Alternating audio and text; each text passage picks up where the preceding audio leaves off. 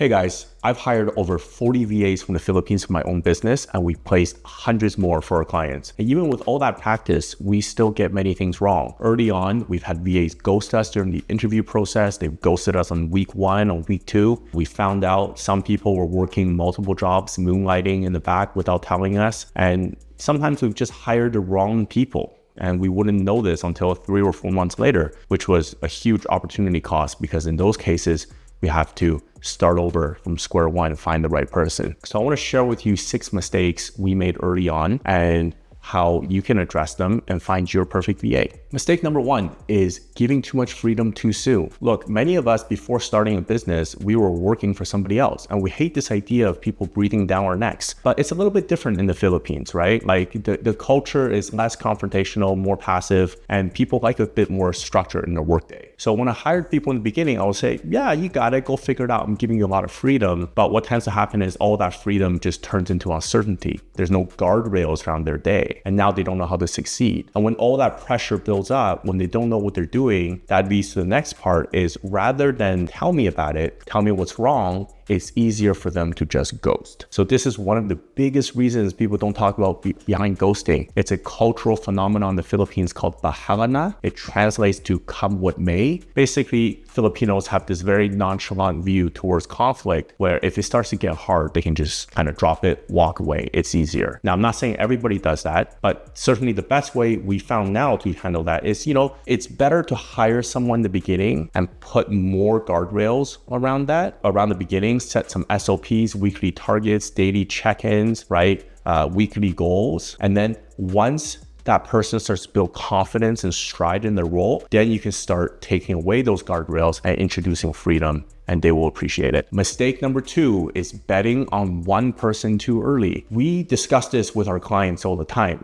Clients will go through the interview process and say, hey, I really like Jane and Mary, and Bob is not bad as well. Who do I choose? The reality is I think people tend to overestimate their ability to make decisions in uncertainty. And sometimes we just don't know because your job descriptions, they're a static thing. But once you hire someone, your business changes right away, right? Like what happened in one quarter might be different from the next month. So the best way we found is just to test people. And that's a great thing about building a flexible remote workforce is if you like 2 candidates, yes, it's going to cost a little bit more to hire both, but just hire both because your objective is to make the right decision for your business. And you can interview as much as you want, but the best way is just to start 2 or 3 people in parallel tracks. I'm not saying make them compete against each other, but again, it's just business. So after a week, after a month, whatever your test is, you'll be able to know who is the best candidate. And who knows? Because sometimes, you put all your eggs in one basket, you put all your faith in one person, and they may end up quitting after 2 weeks or 3 weeks anyways, and then you're back to the drawing board. That has happened to us a lot. So now for key roles, we spend less time interviewing and we spend more time to say designing the test, designing the case study or the outcome, the project. And we say, okay, you know what? You want to start?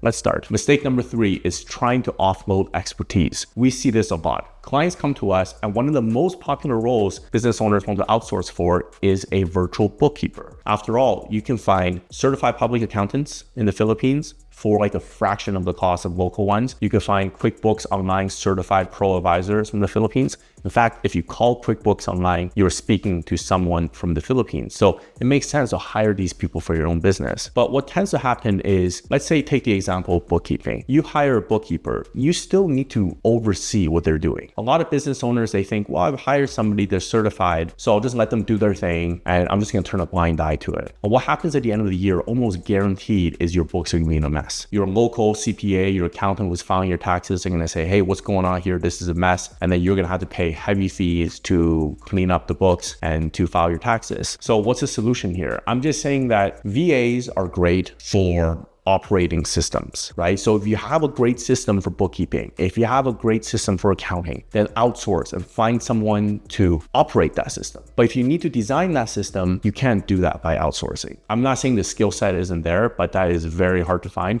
You're better off paying a small premium, finding an expert local who can design that system, And again, this is the case not just for bookkeeping, but it's for SEO, PPC, basically all the areas of marketing as well as sales. Mistake number 4 is trying to turn everyone into an A player. So I want you to think about McDonald's as a business. It's an incredibly complex business, very large, with many moving parts, very complicated supply chain operations. But the beauty of McDonald's is teenagers can run it, low-skilled teenagers. And the reason why is because McDonald's relies on very solid SOPs that's been tested and developed over time. And that's how you want to think about hiring VAs, because while you can hire A players for your business, and I'm going to put a video here, I made a video about this, you shouldn't bank on it, because most of the people you meet are going to be B players or sometimes C players. You shouldn't hire the C players, but you have to find a way to scale your business with B players. So if you fall in the trap that I did, which was trying to turn every B player into an A player, you're most likely going to waste your time, because A players tend to already come as A players. Mistake number 5 is choosing cheap over quality. Okay, so we get asked this question a lot, like how much is a virtual assistant? Well, it depends. It depends on their experience. It also depends on your need. It depends on how good that person is at negotiating, right? We've hired somebody once that was $65,000 US a year. That's pretty expensive. That's not a VA anymore. But that person, she had a very particular skill set that we needed, and she worked at one of our largest competitors doing the same thing. So we knew if we hired her, we would skip probably months, several months of figuring things out ourselves, and that's a saving for us. So it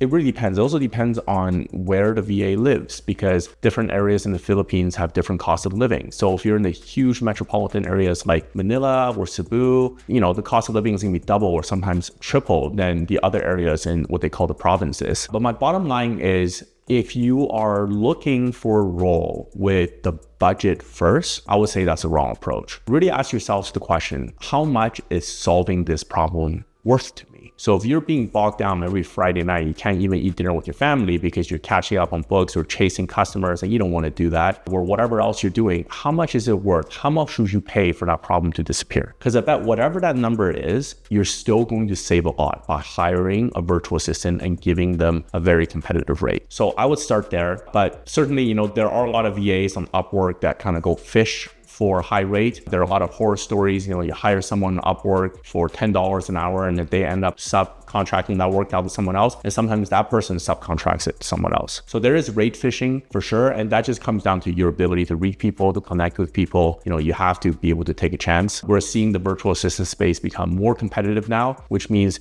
you tend to get what you pay for, right? Like, if you're paying $2.50 an hour for a VA, chances are that person does not have a lot of experience versus somebody who's like $7 or $8 an hour. Mistake number 6 is thinking that a VA is an off-the-shelf solution. Hiring a VA is not signing on with a software product, an app. It takes practice for you as a business owner or decision maker in a company to learn how to work overseas with a different culture. So what we always say to our clients is just get started, just try, because you're not zooming out enough. You're putting too much emphasis on this idea that you can hire the right person on the first try, and that just doesn't happen. After hundreds of placements and thousands of interview hours, we still get it wrong. So your chance of getting it right off the bat is probably slim to non-existent, but you should still try. So there you have it. I just wanted to share the hard lessons we've learned so you don't have to. I hope this helps you.